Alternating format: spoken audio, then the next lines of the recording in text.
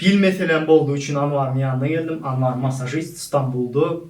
Ve hazır bilim näme üçin ağrıya, näme etmeli, näçe seans Anwar'ın yanına gelmeli. Hemme zat bilir ve siz bilen paylaşırım.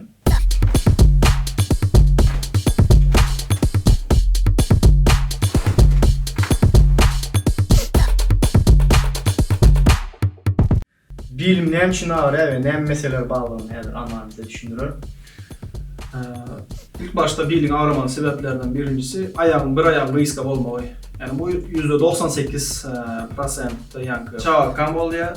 Yani çağırlıktan gelýär. Yani ya yanlış belemekten bolýar ya doktorlaryň düzeltmemesinden bolýar.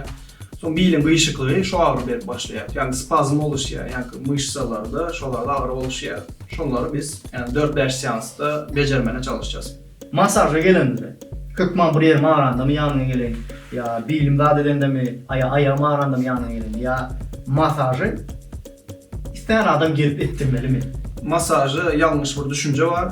Öňden gelende masaj diňe yani iň baýadanlaryň edilýän zat diýip düşünilýär. Kesellere tedavi edýän zatlaryň birincisi masaj bolup gelýär. Çünkü %80 oranda keselleriň gan dolaşmasından bolýar. O da masaj ýa-ni gan dolaşmasyny goýulaşdyrýar. Dostlar masajdan soň bu hemen maslahat edýän Anwar'ın talydan aşarty boýup geçen Kim İstanbul'da bağlysy. Mejetim promo koduny ulanyp Anwar arzan atış eder Kökman Tura.